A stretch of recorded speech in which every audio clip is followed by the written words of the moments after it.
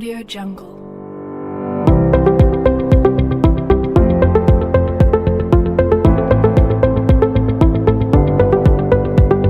Audio. Assalamualaikum warahmatullahi wabarakatuh. Berjumpa lagi dengan saya Tarkem CGP Angkatan 11 Kabupaten Musirawas. Di sini saya akan mewawancarai kepala sekolah SD di tempat saya bertugas, yaitu bersama Bapak Nisman, SPD SD. Selamat pagi Pak. Assalamualaikum. Waalaikumsalam. Apa yang bisa saya bantu, Bu? Di sini Pak, izinkan saya mengajukan beberapa pertanyaan pada Silahkan. sesi wawancara ini ya Pak. Ya, silakan. Baik. Selama menjadi kepala sekolah di SDN Bumi ini, apakah pernah Bapak mengalami sebuah permasalahan yang dimana penyelesaiannya itu menimbulkan dilema? Jika ada, mohon diceritakan sedikit Pak, permasalahan seperti apa contohnya? Oh ya, terima kasih atas pertanyaannya yang bagus sekali. Memang sering bisa suatu sekolah itu ada permasalahan yang menimbulkan dilema. Seperti di sekolah kita, itu memang ada salah satu guru yang sering mendapat tugas tambahan dari dinas pendidikan. Itu sudah barang tentu merugikan sekolah kalau dihitung secara hitungan matematika, karena sering meninggalkan tugas di sekolah. Tapi karena itu tugas dari dinas, dari pemerintah yang akan membawa nama baik juga sekolah kita, makanya pihak sekolah tetap memberikan izin, yaitu dengan cara mengajak guru tersebut untuk berdiskusi bagaimana caranya agar siswa yang ditinggal itu tidak rugi dan tetap mendapat pelajaran. Jadi biasanya sekolah itu cuma menganjurkan bahwa guru yang meninggalkan tugas itu harus mempunyai ganti selama menjalankan tugas, itu saja, Bu. Jadi intinya sekolah tetap berjalan ya Pak, Iya. tidak ada yang mengganggu istilahnya. Iya, betul. Saling melengkapi. Iya, betul. Selektif sekali sih keputusan yang Bapak berikan. Iya. Jadi begini Pak, dalam modul yang saya pelajari, dilema etika yang merupakan kebenaran lawan kebenaran, kemudian rujukan moral, itu kebenaran lawan kesalahan. Nah, di sini Pak, pertanyaan selanjutnya, selama ini bagaimana Bapak dapat mengidentifikasi kasus-kasus yang merupakan dilema etika atau rujukan moral? Oh iya, betul sekali. Itu sebenarnya permasalahan yang sulit ya untuk dipecahkan. Tapi di sini saya memang mempunyai beberapa strategi. Yang pertama tentunya mempelajari kasusnya terlebih dahulu. Apa kasus yang terjadi, setelah itu nanti menyimpulkan dari hasil kasus yang dipelajari. Nah, dari kesimpulan kasus tersebut barulah diambil tindakan tentunya yang sesuai, itu saja. Baik, Pak. Lalu selama ini bagaimana Bapak menjalankan pengambilan keputusan di sekolah Bapak, terutama untuk kasus-kasus di mana ada dua kepentingan yang sama-sama benar, sama-sama mengandung nilai kebajikan? Iya, betul sekali. Yang pertama itu yang saya lakukan adalah mengidentifikasi permasalahannya yang akan timbul. Terus nanti setelah diidentifikasi, baru saya membuat strategi dan mencari alternatif untuk menyelesaikan masalah dengan sebaik-baiknya. Jadi intinya nanti tidak hanya ada satu untuk menyelesaikan masalah. Betul. Kemudian langkah-langkah atau prosedur seperti apa yang bisa Bapak lakukan selama ini? Kalau prosedur sama, tetap kita harus mengidentifikasi masalah dulu. Terus nanti yang kedua itu mengidentifikasi orang-orang yang terkait dengan masalah tersebut. Setelah itu baru kita mengambil tindakan yang tepat. Setelah diambil tindakan yang tepat, tentunya harus diputuskan permasalahan tersebut. tersebut. Kemudian hal-hal apa saja yang selama ini Bapak anggap efektif Iya. dalam pengambilan keputusan pada kasus-kasus dilema etika? Iya, ini yang sangat efektif, terutama itu yang pertama untuk mengambil keputusan itu harus mengutamakan peraturan yang berlaku, peraturan yang benar, peraturan yang dipakai. Terus yang kedua, tentunya karena kita sebagai pihak yang saling membutuhkan, itu harus mengutamakan rasa saling peduli, itu saja. Baik Pak, jadi intinya peraturan ya tetap peraturan, Iya, yang harus peraturan kita tetap laksanakan. peraturan, iya. Kemudian tidak mengesampingkan Bukan. juga rasa Iya, iya. tenggang rasa. Tenggang rasa, betul. Selanjutnya Harus Pak, saling peduli. hal-hal apa saja yang selama ini merupakan tantangan dalam pengambilan keputusan pada kasus-kasus dilema etika? Nah, ini yang kadang kita membuat kita pusing adalah tidak menemukan solusi yang tepat untuk menyelesaikan kasus dilema itu. Nah, itu memang perlu nanti saling kerjasama antara kepala sekolah dengan orang yang mempunyai kasus tersebut. Jadi intinya saling Iya, berkomunikasi. iya. Kemudian apakah Bapak memiliki sebuah tata kala atau jadwal tertentu dalam sebuah penyelesaian kasus-kasus dilema etika? Kalau jadwal itu tidak ada, karena kita lihat permasalahannya terlebih dahulu. Kalau memang permasalahannya itu bisa diselesaikan langsung, maka tidak perlu adanya jadwal. Biasanya kalau permasalahannya itu bisa diselesaikan langsung, itu saya berbicara langsung dengan yang bersangkutan, bermusyawarah bagaimana cara mengambil keputusan. Terus nanti setelah terjadi kesepakatan baru mengambil keputusan yang benar-benar tepat. Kemudian apakah seseorang atau ada faktor-faktor apa saja yang selama ini mempermudah atau membantu Bapak dalam pengambilan keputusan dalam kasus-kasus dilema etika ini? Yang mempermudah itu tentunya menganalisa resiko ya, yaitu dengan menimbang lebih untung atau rugi yang mana itu dari hasil keputusan. Jadi kita harus menimbang dulu untungnya apa, ruginya apa dalam mengambil keputusan. Setelah kita punya pertimbangan seperti itu, akan memudahkan kita dalam mengambil keputusan. Berarti ini berkaitan dengan dampak ya? Iya, betul. Lalu Pak, dari semua hal yang telah disampaikan, pembelajaran apa yang dapat Bapak petik dari pengalaman Bapak dalam mengambil keputusan dilema etika ini? Nah, ini ternyata yang paling penting memang itu harus sering diadakan refleksi, baik kepada seluruh dewan guru maupun refleksi saya sebagai kepala sekolah. Yang kedua, itu kepala sekolah harus mengambil keputusan yang benar-benar tepat sehingga tidak merugikan salah satu pihak. Saya kira itu saja Bu, jawaban dari saya. Baik, kalau saya lihat di sini ya Pak, perhatikan dari awal sampai akhir, dapat saya petik ketika kita mengambil keputusan dilema etika itu kita utamakan identifikasi masalahnya dulu. Setelah itu kita melakukan komunikasi baik dari yang bersangkutan, kemudian yang menjadi pihak terkait yang ikut ya. Dampaknya seperti apa, Iya. lalu tidak lupa juga kita merefleksi. Iya, betul. Nah, baik Bapak, terima kasih. Iya, Dari sama-sama. pengalaman Bapak saya bisa petik, nanti insya Allah akan menjadi pengalaman saya sendiri. Iya. Terima kasih atas waktunya. Iya.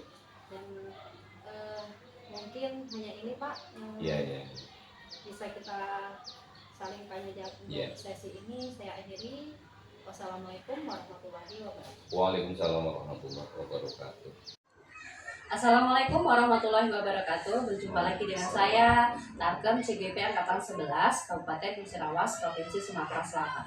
Pada kesempatan ini saya akan mewawancarai Bapak Kepala Sekolah SD Negeri 2 Kertosono bernama Bapak Sarto SPDSD. Assalamualaikum Pak, selamat pagi. Waalaikumsalam warahmatullahi wabarakatuh. Selamat pagi juga Ibu. Gimana kabarnya Pak? Alhamdulillah sehat walafiat seperti yang Ibu lihat ini. Alhamdulillah saya juga sehat. Terima kasih Pak atas kesempatannya yang diberikan kepada saya. Sama-sama Ibu juga, saya juga terima kasih sempat dan bersedia untuk berkunjung ke sekolah kami ya seperti yang keadaannya. Baik Bapak, di sini mungkin saya pasti akan mengajukan beberapa pertanyaan, terutama tentang permasalahan atau kasus-kasus dilema etika yang mungkin pernah terjadi di sekolah Bapak ya Pak. Baik, yang pertama Pak, selama menjadi kepala sekolah di SD Negeri 2 Kertosono ini, apakah pernah Bapak mengalami permasalahan yang dalam penyelesaiannya itu menimbulkan sebuah dilema? Soal dilema etika ya? Iya. Dilema etika?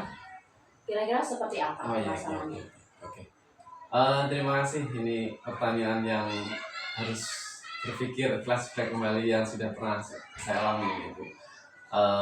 Ibu, jadi memang ketika kita menjadi seorang pemimpin itu banyak sekali hal-hal yang ditemukan perjalanannya di lapangan. Maksudnya ketika kita menghadapi guru, masyarakat, wali murid, siswa, atau mungkin hal yang lainnya itu sangat kompleks ternyata. Jadi luar biasa tantangannya dan menjadi pembelajaran buat saya khususnya. Dan tadi seperti yang disampaikan oleh Ibu terkait dengan apa yang pernah mungkin dialami ya, ketika kita harus mengambil sebuah keputusan berhubungan dengan dilema etika. Seperti ini Bu, beberapa bulan yang lalu, tepatnya bulan September akhir, sekolah kita juga mengadakan sebuah kegiatan peringatan Hari Besar Agama Islam. Di waktu itu kami kan sudah menyepakati itu di setiap kelas itu ada namanya duta kelas. Duta kelas. Iya, duta kelas seperti itu. Kemudian kami melalui duta kelas itu meminta bantuan untuk mengkoordinir kegiatan itu. Kemudian duta kelas itu disepakati oleh setiap kelasnya. Nah, ketika di akhir September kita mengadakan kegiatan PHBI, peringatan Hari Besar Islam, yaitu peringatan Maulid Nabi. Kemudian di sana itu muncullah sebuah dilema yang saya rasakan harus mengambil keputusan bagaimana baiknya. Salah satu bagaimana? Seperti ini. Setelah berjalannya waktu ternyata di antara duta kelas yang disepakati oleh wali murid yang lain itu ada dua yang non muslim. Ada dua yang non muslim, di mana dua non muslim itu nantinya sebenarnya kami mengharapkan untuk bantuannya bantuan untuk mengkoordinir kegiatan tersebut di kelas masing-masing seperti itu. Nah, di sisi lain kita harus menjalankan tugas beliau sebagai koordinator kelasnya masing-masing. Akan tetapi saya juga berpikir ini adalah kegiatan yang sifatnya identik dengan keagamaan. Saya khawatirnya nanti akan menjadi hal yang kurang baik atau mungkin dianggap hal yang kurang baik atau kurang pas bagi mereka yang muslim tadi duta kelas tadi terkait pelaksanaan tersebut seperti itu. Jadi ketika itulah saya agak mulai dilema karena saya harus kegiatan ini harus dilaksanakan dan melibatkan duta kelas untuk mengkoordinir itu. Tapi di sisi lain, duta kelas ini ternyata dua di antara 6 itu ternyata non muslim. Jadi, iyalah ya, gimana ya bagusnya seperti itu terjadi gitu. Jadi di awal belum mengetahui kalau siswa ini non muslim gitu Pak. Duta kelas, iya, ketika duta kelas terus bentuk, kita tidak terlalu mengidentifikasi apakah itu non muslim atau tidak. Dan kita kan sifatnya duta kelas itu untuk keseluruhan, bukan umum seperti itu, fungsinya umum, bukan untuk kegiatan hal yang sifatnya spesifik kayak religi seperti itu tidak, tapi sifatnya untuk membantu kegiatan sekolah, koordinir di sekolah, di kelasnya itu masing secara umum seperti itu. Kalau tidak mengajarkan anak untuk bertanggung jawab. Iya, ini wali muridnya ini, wali muridnya yang kita itu adalah wali muridnya. Nah, jadi duta kelas itu adalah orang tuanya. untuk mengordinir orang tua yang lain seperti itu. Baik Bapak, lalu pada saat itu Hmm. bagaimana? Atau keputusan apa yang Bapak ambil? Ya. Karena ini sebuah pilihan yang harus saya ambil dan sesuai dengan tupoksi bahasanya kesepakatan awal, duta kelas itu adalah perannya membantu sekolah untuk mengkoordinir wali murid yang lain bersama duta kelas yang lain. Tupoksinya seperti itu, maka waktu itu kami sebelum pelaksanaan PHBI memang kami mengundang semua duta kelas bersama komite. Jadi ada komitmen tersendiri, ada duta kelas tersendiri seperti itu. Nah kemudian sebelum kami forum itu bersamaan dibuka, acara itu dimulai, kami mengundang 2 orang duta kelas tersebut yang non muslim. Saya ajak sini, kumpul di sini. Nah saya ajak ngobrol, kemudian terkait dengan hal itu intinya saya juga minta maaf dan juga terima kasihnya bersedia membantu sekolah menjadi bagian dari sekolah, yaitu duta kelas. Yang permohon maafnya juga karena kegiatan ini akan dilaksanakan itu berkaitan dengan keagamaan yang yang notabene-nya adalah kegiatan muslim. Nah, saya khawatirnya karena ini bertolak belakang, yang bersangkutan itu ini seolah-olah ini kan bukan punya saya, bukan agama saya. Tapi alhamdulillah ternyata setelah saya sampaikan kemudian ajak komunikasi, justru malah sebaliknya. Dengan senang hati responnya sangat baik, pokoknya sangat baik sekali. Itu syukur malah bikin terharu itu kurang lebih seperti itu, Bu, solusi yang saya ambil. Kalau lihat dari perjalanan permasalahan ini yang diambil memang solutif sekali ya Pak. Luar biasa. Jadi begini Pak, berkaitan dengan tugas atau modul yang sudah saya pelajari, ada dilema etika, dan yang satunya adalah rujukan moral. Saya ketahui dilema etika itu adalah kebenaran versus kebenaran. Sedangkan rujukan moral itu kebenaran versus kesalahan. Nah, dari 2 jenis dari permasalahan ini ada beberapa yang ingin saya ketahui dari pengalaman Bapak selama menjadi kepala sekolah. Yang pertama Bapak, selama ini bagaimana Bapak dapat mengidentifikasi kasus-kasus yang merupakan dilema etika atau rujukan moral? Saya karena tadi di awal saya fokusnya pada dilema etika ya, jadi saya akan fokus ke situ. Jadi ketika muncul permasalahan itu ketika akan dilaksanakan kegiatan. Nah dari situ saya mulai berpikir cara mengidentifikasi yang saya lakukan adalah setelah saya tanya-tanya dengan guru, ternyata duta kelas yang dipilih adalah non muslim. Nah itu salah satunya yang saya mengidentifikasi masalah yang ada. Jadi setelah mengetahui ada yang non muslim, maka saya mencoba untuk berdiskusi dengan teman yang lain, guru yang lain, supaya ketika bersama forum besar yang 2 ini sudah terkondisikan. Dan alhamdulillah cara yang tadi saya coba, ketika kita mengkondisikan, mereka responnya sangat baik. Jadi langkah yang pertama saya lakukan adalah ketika awalnya yang saya tidak tahu bahwasanya duta kelas itu, saya pikir semuanya sama, maksudnya dalam artian itu sama agamanya seperti itu, muslim semua. Ternyata setelah saya tanya-tanya dengan guru, ternyata memang berbeda seperti itu. Tapi bagi saya sih nggak masalah, hanya saja pas kebetulan kegiatan yang dilakukan adalah Islam seperti itu, muslim. Yang kedua, saya setelah tahu, saya mencoba diskusi dengan teman-teman yang lain terkait dengan itu, dan alhamdulillah solusi yang kita ambil adalah yang tadi. Kemudian setelah sudah fix, kemudian saya sampaikan di forum besar, jadi sudah banyak lancar tanpa ada kendala seperti itu. Jadi identifikasi dan komunikasi. Iya, komunikasi, benar komunikasi. Selanjutnya Bapak, selama ini bagaimana Bapak menjalankan pengambilan keputusan di sekolah Bapak, terutama untuk kasus-kasus di mana ada 2 kepentingan yang sama benar atau sama-sama mengandung nilai kebajikan? Ini kasusnya yang sama atau berbeda? kasus berbeda boleh. Intinya begini Pak, ketika ada dua pilihan atau dua permasalahan yang sama-sama penting, apa yang diambil? Jadi ketika kita dihadapkan pada dua pilihan ya, saya selalu mempertimbangkan sisi baiknya antara keduanya.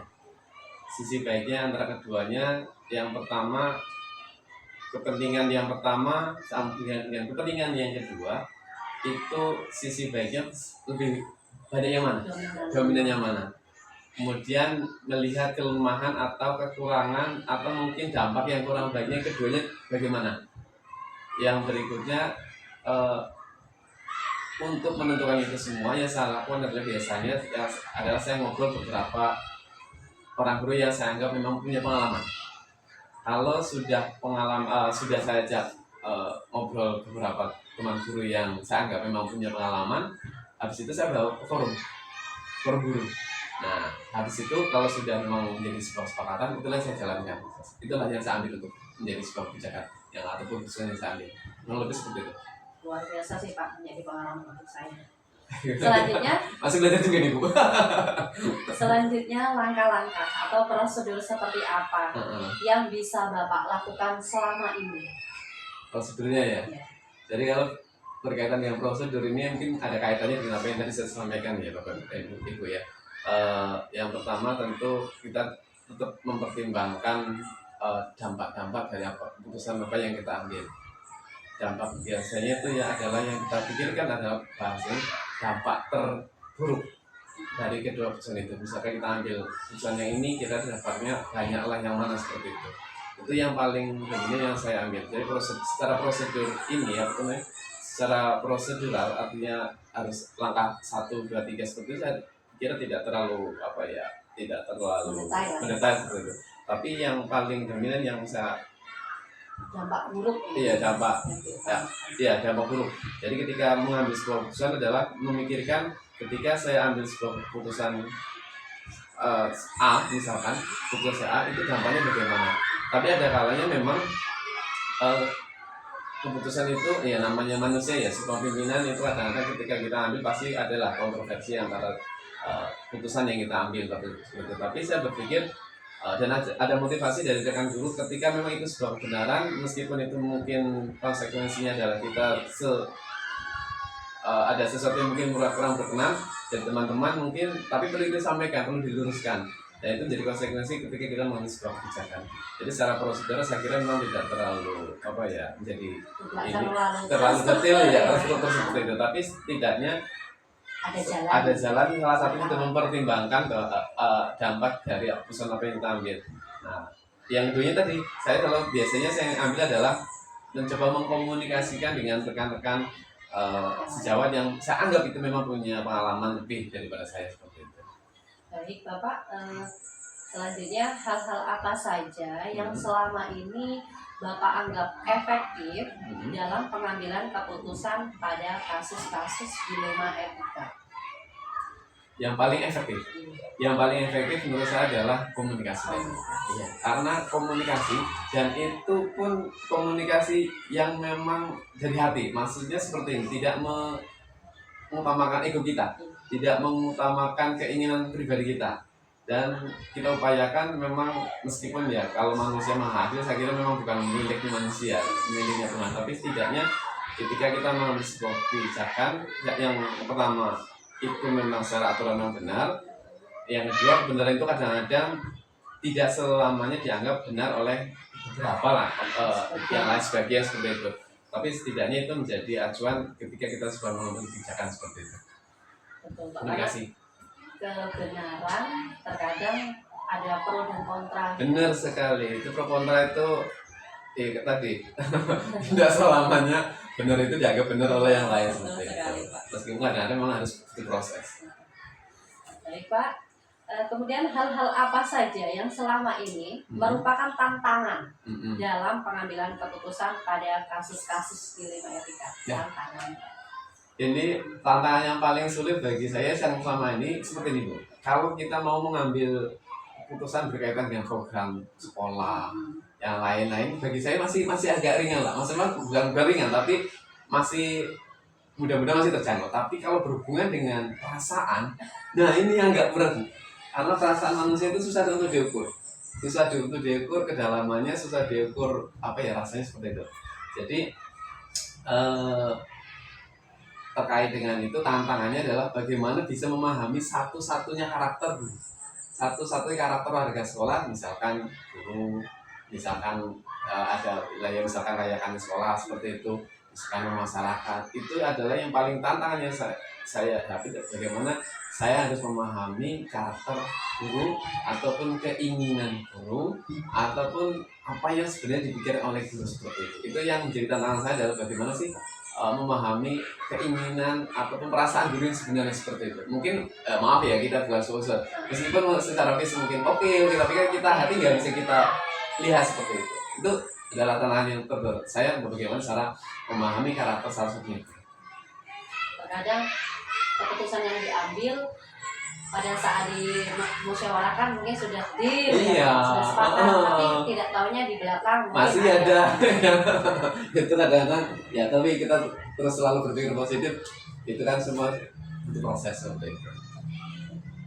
Kemudian Pak, apakah Bapak memiliki sebuah tata cara atau jadwal tertentu dalam sebuah penyelesaian kasus dilema etika?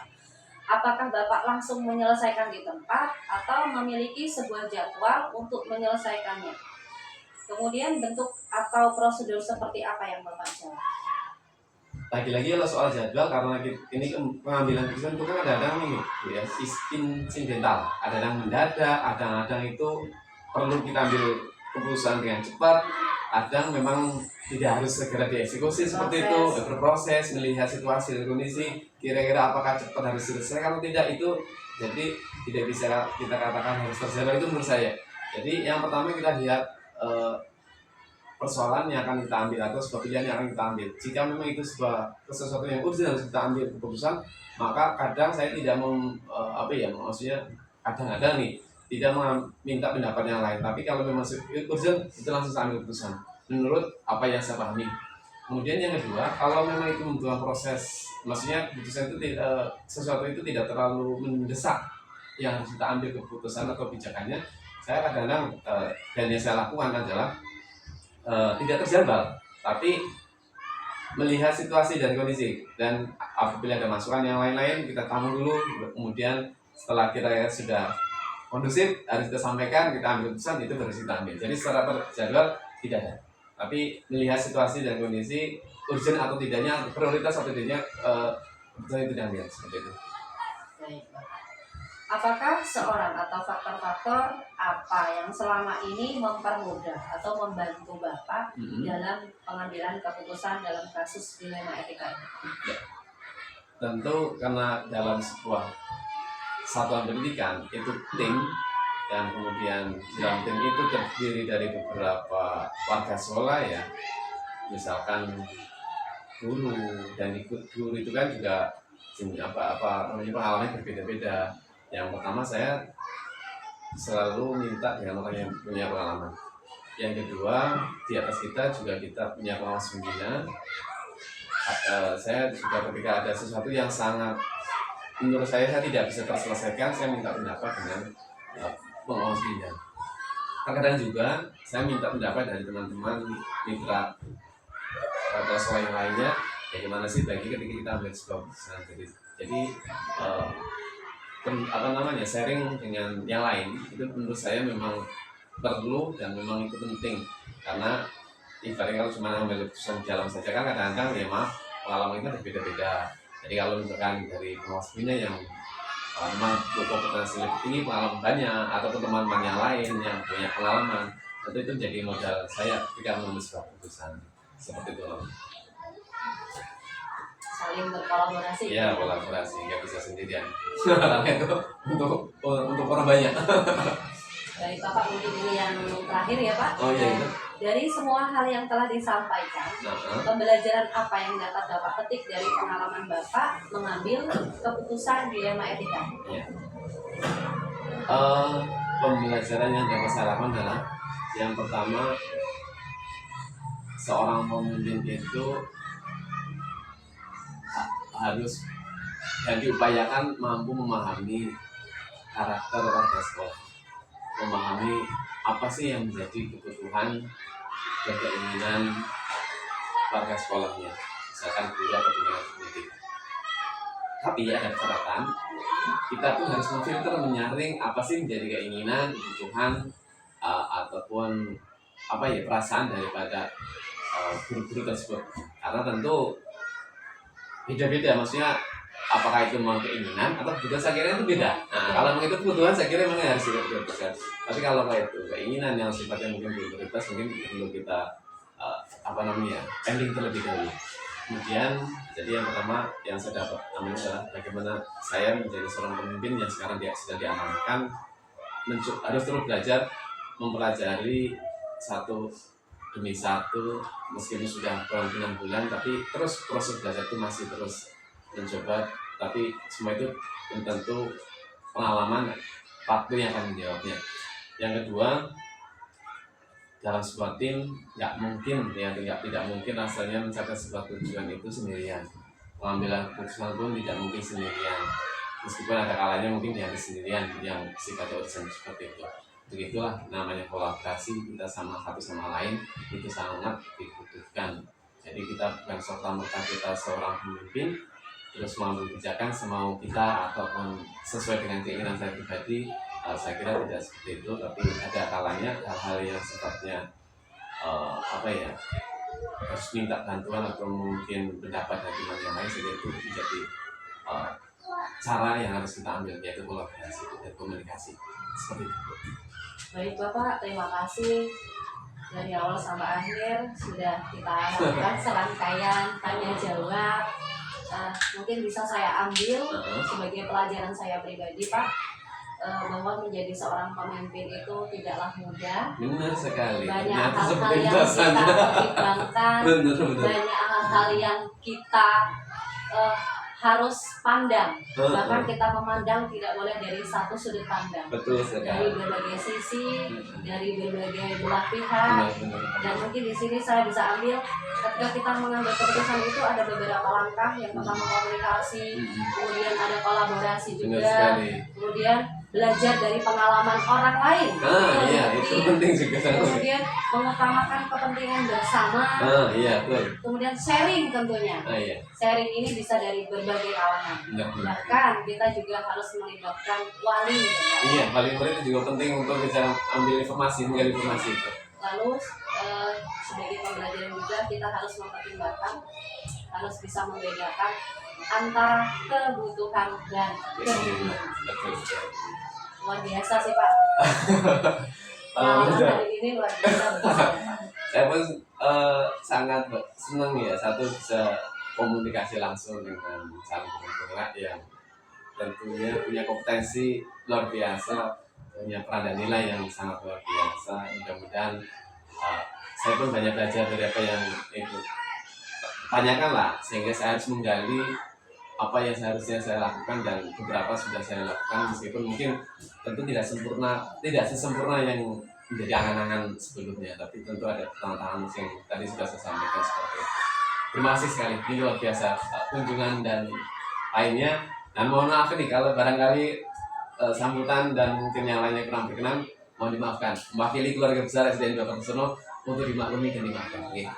Terima kasih, pokoknya Pak saya datang ke sini sudah disambut, intinya sudah diberikan waktu untuk sharing dengan Bapak, tanya-tanya dengan Bapak, apalagi sebuah pengalaman yang saya belum pernah mendapatkan, dan dari sini mungkin saya bisa mengambil pelajaran dari yang sudah Bapak sharing ke saya. Apa yang menjadi pengambilan keputusan tidak harus menjadi pemimpin, mungkin saya sebagai pemimpin pembelajaran di kelas mungkin akan sama, akan saya adopsi beberapa trik, beberapa langkah-langkah yang sudah Bapak berikan, yang sudah Bapak sharingkan kepada teman sejawat saya, mungkin bisa saya bagi ya Pak ya. Terima kasih, pokoknya intinya saya sudah diberikan kesempatan di sini, dan terima kasih supportnya. Ya, mudah-mudahan ini sampai di PI berapa? PI 4. PI 4, mudah-mudahan sampai ke PI 6 dan sampai lokal 7, dan nanti pada akhirnya hasil lulus dengan kategori aman. Amin. Amin. Nah, kita doakan. Sukses Terima kasih selalu. pokoknya ya Pak. Saya akhiri percakapan saya, mungkin ada salah-salah kata dari saya, salah-salah tingkah laku mohon dimaafkan. Kepada Allah saya sudah dimohon ampun. Sampaikan kepada teman yang lain Pak. Saya mohon maaf dan terima kasih untuk waktunya.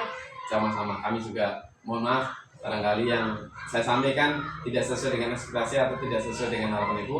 Mohon dimaafkan, dan itulah atas mama saya untuk menjawab pertanyaan daripada Ibu. Saya sudah Mudah-mudahan luar sukses. biasa. Sama-sama belajar Ibu. Terima kasih Pak. Saya akhiri. Sama-sama. Wassalamualaikum warahmatullahi wabarakatuh. Waalaikumsalam warahmatullahi wabarakatuh.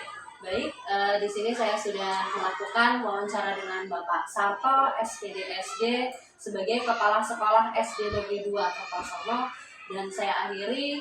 Wassalamualaikum warahmatullahi wabarakatuh. Waalaikumsalam.